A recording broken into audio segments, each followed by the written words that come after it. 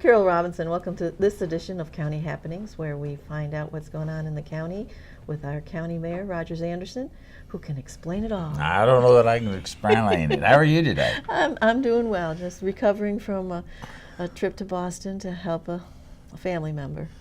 Well, you missed all the fun, the fair. I did. Oh, I missed part of it. I was here for the first 4 days, and then I had to leave, and A wonderful fair. It was wonderful. The first few days, things were hopping, and boy, that was it. Saturday night, that first Saturday. Well, the second Saturday night was more hopping than the first. Really? Well, of course, yes. It was.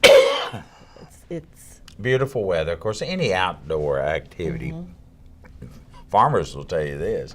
You know, if you got good weather, you get a good crop. If you have good weather, you can have a good crop of people that come out to the fair. Yeah. And we had rain forecast. It would rain 10 miles, 15 miles out, but it never rained. It sprinkled one time or two times, but never rained on us.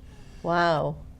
Unbelievable. First time that's ever happened. The weather never got up above about 92, 3 in the evenings. It dropped down. A couple of nights I saw people walking around, young people walking around with jackets. Really? Oh my So Lord. it was an all-time record. I'm sure we don't really keep. We don't have a turnstile to count noses, but you can count in other ways. Yeah. And once we get through paying all the bills, we'll see if we made enough money to do it again, which we will. But the general theme was on the arena floor with the STEMs activities that the 4-H did. STEM stands for science, technology, engineering, and math. And the whole arena floor, except for one little area, had something to do, had something for children, almost exclusive. It looked like a zoo out there. It did, and it was so fun to watch. I got some pictures from up above. Yes. With just filled with kids, and it was just amazing. Well, at Home Depot, and I don't want to call out different sponsors because we need them all, Right. and we appreciate them all, and all the many volunteers that we had. But Home Depot, 2 or 3 years ago, started bringing out birdhouses and airplanes that you could make. They're pre-kits. Just take them out of the box and put them together. The kids just, it sounded like woodpeckers. Yeah.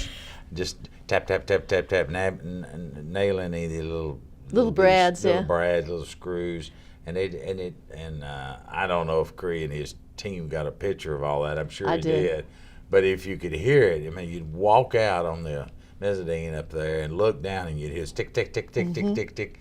And the kids were just having a ball. And usually they would only do it for a couple hours on the Saturdays, and this time they did it all week long, all day long. Yeah, all the hours the fair was open. The 4-H really bit off, as Matt says. We probably bit off more than we can chew. Yeah. But they hung in there and they got it done. And a week after the fair, we're just now getting our feet back under us because it's a lot of hours from a lot of volunteers. Yeah, and it's a lot of hours before and after that people don't realize. One of the cart drivers, we have those golf carts that provided for people to pick people up all in the parking lot. And I think we had 20 of them this year.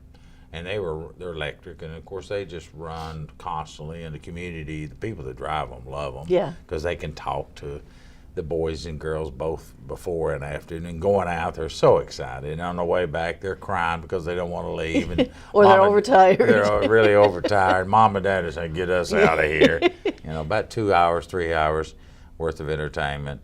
But the people in charge of this estimated on the second Saturday, we probably turned the parking lot over 4 times with parking. Wow. And so we were in the fields parking. But we've learned through this being our 13th year how to do things more efficiently. And I know you know this, but I do want to put a plug in for Ravenwood, Centennial, and for Page. Those schools bring tons of kids out there and adults to help do their job of expertise, whatever that happens to be. Centennial has been with us since day one doing the parking. Right.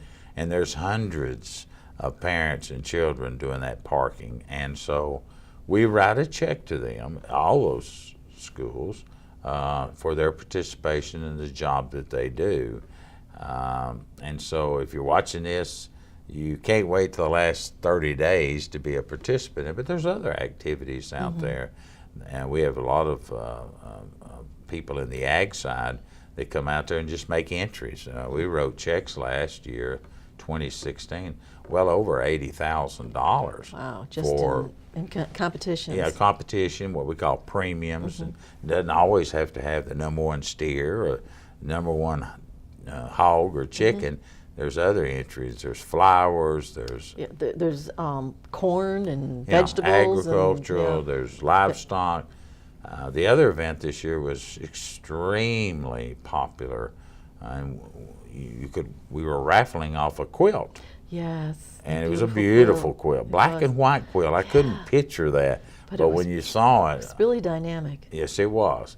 Each woman or man, but each person, they give them a quilt square. And Well, they give them the fabric that's to right. create the square. And you come up with your own creativity, and then several of them, you have to get that turned in like, I don't know. You get it before the fair because people vote on those squares. Well, they do, but they put the squares to make the quilt. Yes. And so we've got to have during the time year. to do that. Yeah. And so we kind of gauge, and the raffle is who gets the ticket. You have to pay $1 per raffle, and you don't have to be present to win. You just have to pay the $1, put your name on a piece of paper, and put it in. They draw it out, and none of the fair participants can participate in it.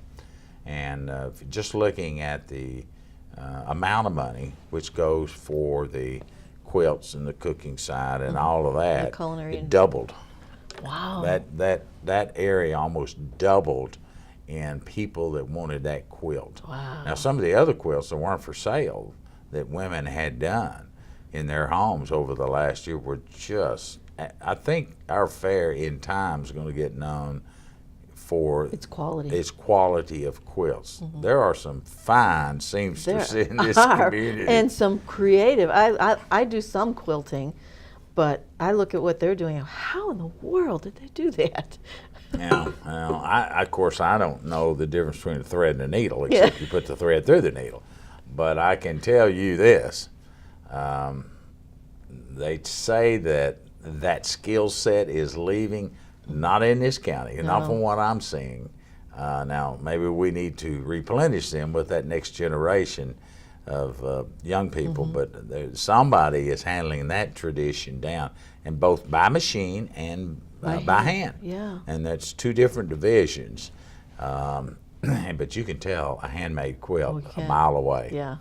It is gorgeous, some of the creativity. And And I'm a quilt guy. My grandmother quilted and passed them down to my mother, and I got them when she passed away. So, I've got plenty of quilts around the house. And There's nothing better than, especially some of the ones that are actually worn, so they're not fresh and No. new anymore, and you just no. curl up. And in they one of don't those things. fit any of the beds. No. Grandma, my mother didn't quilt, but Grandma would make a quilt, and I mean, It was just with all the rags. yeah, So just all the rags. She made it yeah. whatever size she could and make the sack feeds. Yeah. And or sacks. whatever old blanket she was recovering. Well, take her husband, who wasn't around that many years. He died in a farming accident, but she'd take his overalls and the places that weren't worn, and she always told the story. Said they seemed to be worn on the backside more than anywhere. He must be sitting. So I don't know, but I do know there were a few places that had, the pocket, and you put your pencil in. I don't know what all that's called. I don't even own a pair of coveralls, but my granddad did, and my daddy did, and had those buckles on the side. Yeah. And my daddy was a small man, and of course I'm a pretty good sized man. It never would fit around my belly. I understand why they had three rings there for us that are have more muscle tone, that eat more beans and potatoes. So yeah, and they made. I do have some overalls, and I love it because they're full of pockets. Oh yeah. So you got some place to put things. Several years ago, Carole, and then we'll get off. Nobody wants to talk about all that, I guess. But several years ago, somebody in this community, and I couldn't tell you who it was, had made a baby quilt, which is smaller, out of her husband's ties. I do remember that. It was I do. absolute. It was Now, beautiful. some of them had the big ducks. Yeah. Remember the big wide ties, and had And- all the ducks and the animals, and then of course as the Some ties little got narrow. a little narrow today, but they had taken all those ties and undone them, and I guess pressed them, washed them, whatever they had to do, and made a quilt out of ties. And I thought that was deep. And you could see the tie design. Yep. And how you turn them upside down and sideways, and to match the knots, yeah. yeah, but there's some creativity out there, much more than anything I've ever could ever To think look of. at a bunch of ties and say, that'd make a nice quilt. It's okay. Where did this come from? Well, and I've seen a couple of people have taken ties and handkerchief and what's that old saying when you get married? Something new and something. Something old, something new, something borrowed, something blue. There you go. Thank you. And I've seen them make like a little stuffed animal out of those things. In fact, I've got an elephant, which is appropriate for my political position, but somebody made me an elephant out of old cloths and ties, and How I've got it cute. out. I don't remember who did it, but and I've had it for years. And of course, during the 4-H activities, Yes. Oh boy, they had so many cakes My and little pies. grandson, the 3.5-year-old, ate a cricket and a beetle, chocolate-covered cricket and liked it. He wanted to dive into the bowl. You can't get him to eat vegetables, but he'll eat. Well, I can tell you that there are some good cooks out there too, and grandmoms and moms teaching their children, because the children are supposed to help. Oh yeah. And then they raffle off, auction off their cakes and pies, and it all goes towards the 4-H and their school or whatever it have. And the steer show, the sale this year, Monday night, first Monday night, well, the only Monday night, we sold almost 24 steers and lambs and sheep. And I think Andy Marshall with the Pucketts wound up with the top steer. He did. He wound up with the Grand champion steer. He bought 3 steers altogether. One of them he gave back to resell. Yes. And he bought a lamb. Yeah, I'm sure the. So Homestead Manor's going to be serving some I would mighty say, fine beef. I'd say that if a person could figure out what day that was coming in. Yeah, and Pucketts will having some nice hamburgers. It's. I'm glad to see that part come back. Yeah. For a long time, it was really being stagnant, and the kids depend on that to go to college. Yeah. And so they raise the steer. And the program depends on it to revitalize it. Another, and you probably know this, Sigma Insurance bought a steer and gave it to, one went to the rescue mission and one went to Journey, it was a drug rehab, Journey something, Journey. Tim Cullum Yes. with Cigna. He asked his company could he buy and donate it back out to an organization, and I thought that was a very worthwhile. And they said they estimated that each steer, he bought 2 steers, each steer would make 25,000 meals. Well, most of the steers are weighing in at 11 to 1,300 pounds. Yeah. So you can say about 60% of that steer, so 60%, say it was a 1,000-pound steer, 60% of it gives you 600 pounds of food. And depending on how you have it cut, roast, steaks, you're always going to get 50% of that 60% is going to be ground beef. Yeah, For all intents and purposes. But depending on how you want your steaks, and you want roast and rump roast and all the different roasts that go on. And most of us grew up eating roast on Sunday or fried chicken on Sunday. So it's kind of a Southern tradition that roast. So yeah, that's it was very nice of Cigna to do that, buy them and give them out to worthwhile organization. Yeah, There's probably a market. I told somebody when I heard about that, I was talking to Tim, there's probably an organization that needs to look at getting freezers and buying beef like that periodically, not just at the fair, and doing pork, and then providing that meat for those people that still eat meat, and a lot do. You know, I love beef. I try to not to eat it every day, but I like a good steak every now and then. Even a good pot roast. A good pot roast, nothing wrong with that. Good pot roast on a But cold to have day. an organization that you could buy beef, store it, and then help feed people that are really, really in need, because I'm not trying to take business away from the supermarkets in our community, but there are many people that just can't afford the prices that we require today. And just like canned goods, there's just people that need them. Right. We better get off fair. We won't talk about anything else. That's true, but it was such a great, the few days that I was there, it was so much, exhausting but fun. Oh, it's exhausting.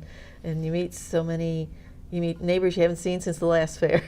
It's a great time, great place to meet neighbors.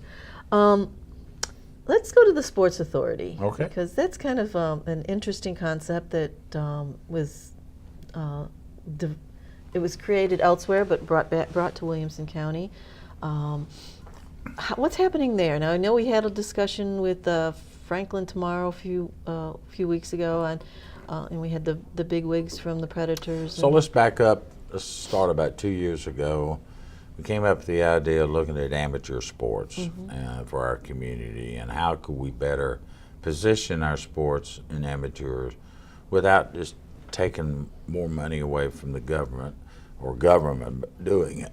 We do Parks and Rec, and we do a very good job. We work with our cities, either in their Parks and Rec or recreational programs, in our parks program, all of those. And with the land costs today, the way they are, it's very expensive.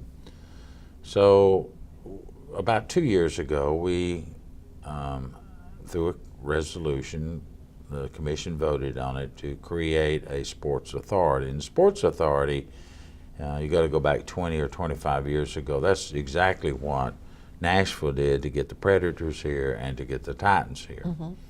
We're not going after professional sports. We're looking more at the amateur sports.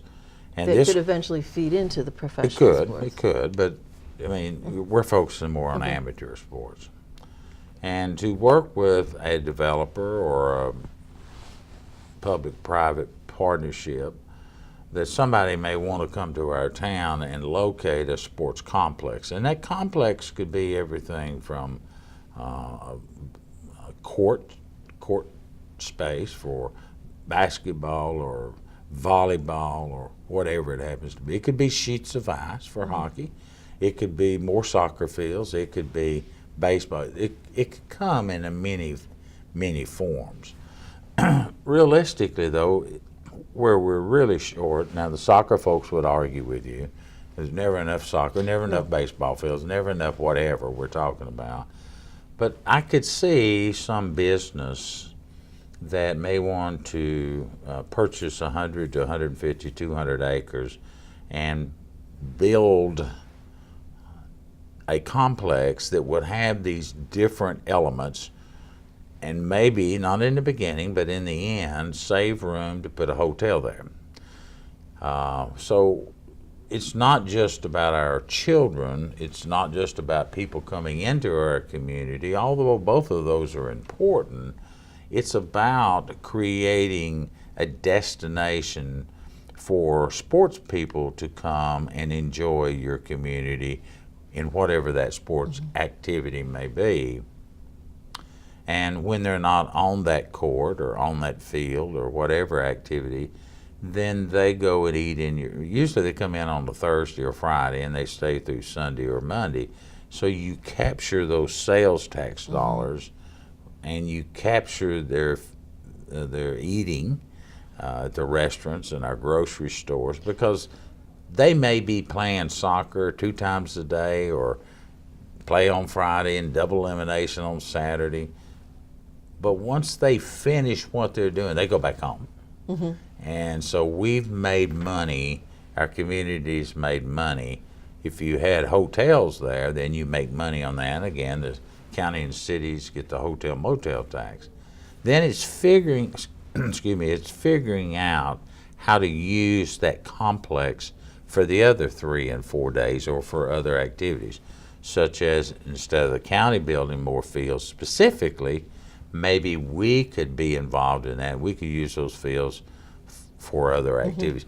There's a multitude of ideas and thoughts that you can do, but whatever you do, it has to be multifaceted in that it can be converted from. And the best example that I've seen is just in Nashville at Bridgestone. So they can have a music concert on one night.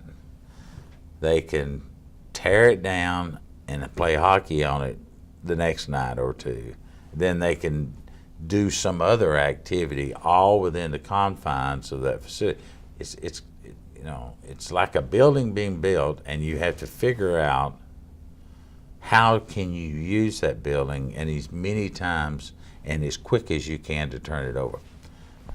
We could do some with the Ag Center, for an example. You could put a hardened surface on the floor, and when you need dirt for your cattle and many ag events, you just bring the dirt in, spread it out, and just exactly like Bridgestone does.